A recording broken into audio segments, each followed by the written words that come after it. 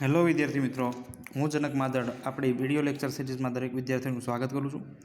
આજે આપણે ધોરણ 8 વિષય વિજ્ઞાન પાઠ નંબર 18 હવા અને પાણીનું પ્રદૂષણ સમજવાના છીએ. તો પ્રસ્તાવના જોઈએ.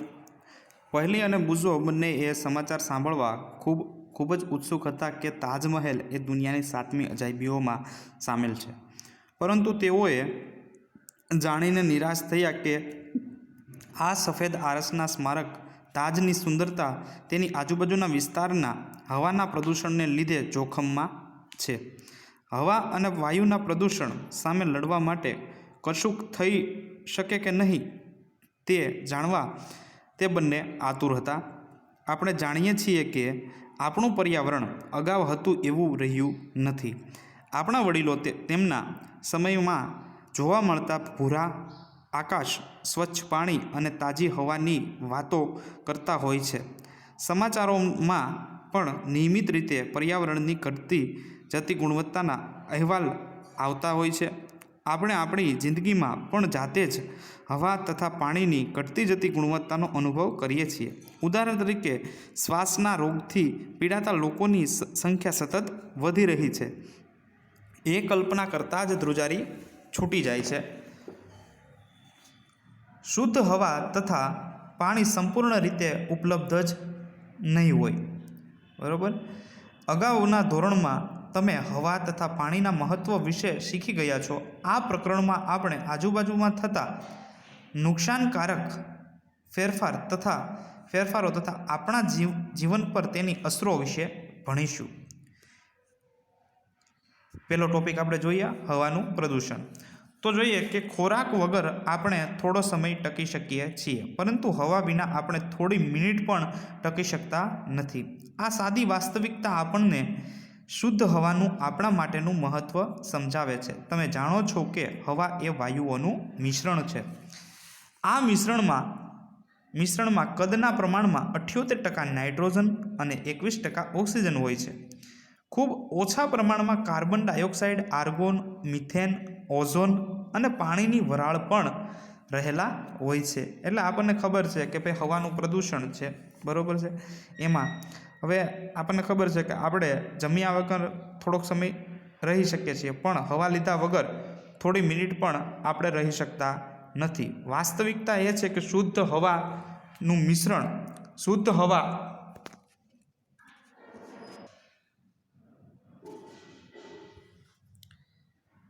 હવે જોઈએ એક પ્રવૃત્તિ 18.1. તો ધુમાડા કાઢતી ઈંટની ભઠ્ઠી પાસેથી નીકળતી વખતે તમે તમારા નાકને ઢાંક્યું હશે, અથવા ભીડભાડવાળા રસ્તા પરથી પસાર થતી વખતે ખાંસી ખાધી હશે. તમારા અનુભવને આધારે નીચે દર્શાવેલા સ્થળોની હવાની ગુણવત્તાની સરખામણી કરો. બગીચો તથા વ્યસ્ત રસ્તો, રહેણાંકવાળા વિસ્તાર અને ઔદ્યોગિક વિસ્તારમાં. દિવસના જુદા જુદા સમયે વ્યસ્ત ટ્રાફિકની ચોક્કસ જગ્યાની નોંધ લો. ઉદાહરણ તરીકે વહેલી સવારે, બપોરે અને સાંજે. ગામડું અને નાનું શહેર. હવે અહીંયા આપણે એક હવાની એક નોંધ લેવાની છે કે ભાઈ તમે કઈ જગ્યાએ તમને ખાંસી થઈ જાય છે, બરાબર છે, કઈ જગ્યાએ તમારે નાક ઢાંકવું પડે છે, એવી રીતે, બરાબર છે. ઉપરની પ્રવૃત્તિમાં તમારું એક અવલોકન વાતાવરણમાં જોવા મળતા ધુમાડાના પ્રમાણના ફેરફાર વિશેનું હશે. તમે જાણો છો કે ધુમાડો ક્યાંથી આવ્યો હશે, તમે જાણો છો.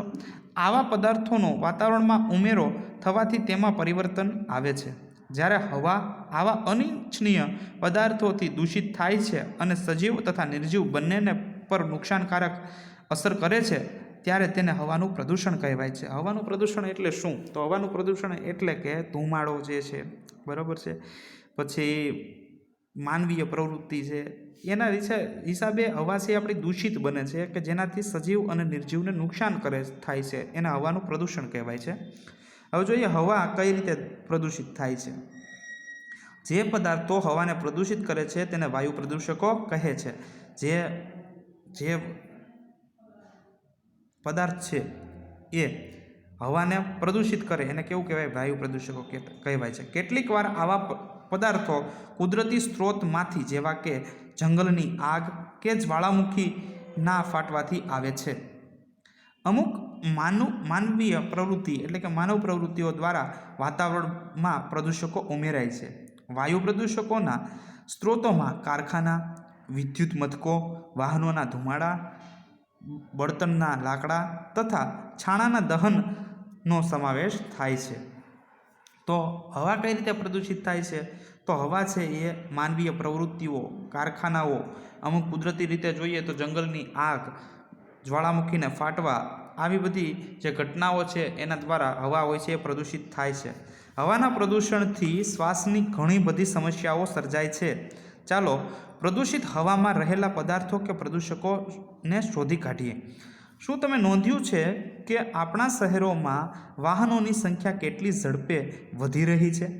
શું તમે ક્યારેય નોંધ્યું છે કે ભાઈ આપણા શહેરમાં વાહનોની સંખ્યા દિવસે ને દિવસે વધી રહી છે? વાહનો ખૂબ ઊંચી માત્રામાં પ્રદૂષકો ફેલાવે છે। વાહનો જે છે એ ઊંચી માત્રામાં પ્રદૂષકો ફેલાવે છે, જેવા કે carbon monoxide, carbon dioxide, nitrogen oxide અને ધુમાડો એક વાહનો ઉત્પન્ન કરે છે। વાહનોના ધુમાડામાં આ બધું નીકળે છે, બરાબર, આ બધા વાયુઓ। પેટ્રોલ અને ડીઝલ જેવા બળતણના અપૂર્ણ દહન થવાથી કાર્બન મોનોક્સાઇડ ઉત્પન્ન થાય છે। પેટ્રોલ જે છે અને ડીઝલ જે છે એનું અપૂર્ણ જ્યારે દહન થાય ત્યારે એની અંદરથી શું નીકળે છે? ઝેરી વાયુ નીકળે છે। કયો ઝેરી વાયુ નીકળે છે? Carbon monoxide. તે રુધિરની ઓક્સિજનની વહન કરવાની ક્ષમતાને ઘટાડે છે। કાર્બન મોનોક્સાઇડ છે એ શું કરે છે? તો રુધિરની ઓક્સિજન વહન કરવાની ક્ષમતાને ઘટાડે છે। ઓક્સિજન વહન કરવાની ક્ષમતા ઘટે એટલે કે આપણા શરીરની અંદર શક્તિ બનવાનું બંધ થાય છે। બુઝોને ખાસ કરીને શિયાળા દરમિયાન વાતાવરણમાં કોઈ ધૂંધળું ગાઢ સ્તર જોયાનું યાદ છે, જેને ધુમ્મસ કહે છે, જે ધુમાડા તથા ઝાકળનું બનેલું હોય છે। ધુમાડામાં નાઇટ્રોજનના ઓક્સાઇડ હોઈ શકે છે, જે અન્ય વાયુ પ્રદૂષકો તથા ઝાકળ સાથે જોડાય અને ધુમ્મસ બનાવે છે। ધુમ્મસને લીધે શ્વાસની તકલીફો જેવી કે અસ્થમા, ઉધરસ તથા બાળકોમાં વિઝિંગ એટલે કે શ્વાસ મારફતે હવા અંદર બહાર જાય ત્યારે એક અવાજની એક તકલીફ ઊભી કરે છે। કોણ? નાઇટ્રોજન ઓક્સાઇડ, બરાબર। તો હવે જોઈએ એની પછી જોઈએ તો ઘણા ઉદ્યોગો છે, ઘણા ઉદ્યોગો પણ હવાના પ્રદૂષણ માટે જવાબદાર છે, જેમ કે સલ્ફર ડાયોક્સાઇડ, નાઇટ્રોજન ડાયોક્સાઇડ જેવા વાયુ પ્રદૂષકોના મુખ્ય સ્ત્રોત પેટ્રોલિયમ રિફાઇનરીઓમાં હોય છે। વિદ્યુત મથકોમાં વપરાતા કોલસા જેવા કે બળતણના દહનને લીધે સલ્ફર ડાયોક્સાઇડ ઉત્પન્ન થાય છે। તે શ્વાસ સંબંધી મુશ્કેલીઓ ઉત્પન્ન કરે છે। સલ્ફર ડાયોક્સાઇડ છે એ શું કરે છે? શ્વાસ સંબંધી બીમારીઓ જે છે, બરાબર, તકલીફો છે, મુશ્કેલીઓ છે એ ઉત્પન્ન કરે છે તથા ફેફસાને કાયમી નુકસાન પહોંચાડે છે સલ્ફર ડાયોક્સાઇડ। તમે અશ્મિ બળતણના દહન વિશે પ્રકરણ 5માં ભણી જ ગયા છો।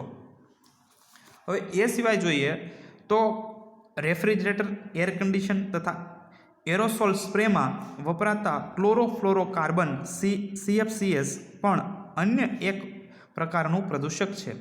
CFCs વાતાવરણના ઓઝોન સ્તરને નુકસાન પહોંચાડે છે। વાતાવરણનું જે ઓઝોન સ્તર છે એને નુકસાન પહોંચાડે છે। સૂર્યમાંથી નીકળતા પારજાંબલી કિરણો એટલે કે અલ્ટ્રાવાયોલેટ જે કિરણો જે છે સૂર્યમાંથી નીકળે છે એ ઓઝોન સ્તર આપણને બચાવે છે। શું ઓઝોન સ્તર છિદ્ર વિશે સાંભળ્યું છે તમે? તો ક્યાંક તમે છાપાઓમાં સાંભળ્યું હશે। તે વિશે જાણવાની કોશિશ કરો। સારી વાત એ છે કે CFCsને બદલે ઓછા નુકસાનકારક પદાર્થો વપરાય છે।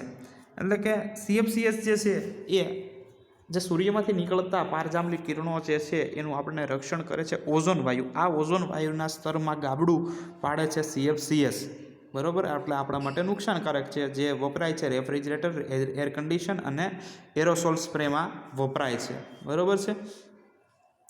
હવે ઉપર દર્શાવેલા વાયુઓ ઉપરાંત ડીઝલ અને પેટ્રોલના બળતણ તરીકે વાપરતા વાહનો પણ સૂક્ષ્મ કણો ઉત્પન્ન કરે છે, જે હવામાં લાંબો સમય સુધી નિલંબિત એટલે કે જળવાઈ રહે છે। તેઓ દૃશ્યતા ઘટાડે છે। એનાથી શું થાય છે કે ડીઝલ અને પેટ્રોલ જે બળતણ છે એના વપરાશમાં સૂક્ષ્મ કણો ઉત્પન્ન થાય છે। એનાથી દૃશ્યતા એટલે કે આપણું આંખ જે છે એની ક્ષમતા ઘટે છે।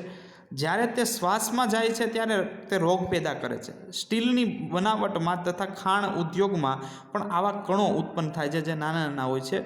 વિદ્યુત મથકોના રાખના સૂક્ષ્મ કણો પેદા કરે છે જે પણ વાતાવરણને પ્રદૂષિત કરે છે. બરાબર. તો વાતાવરણ કઈ રીતે પ્રદૂષિત થાય છે તો આપણે અહીંયા જ કેટલાક ઉદાહરણ દ્વારા સમજ્યા. હવે જોઈએ કે તાજમહેલ કેસ સ્ટડી.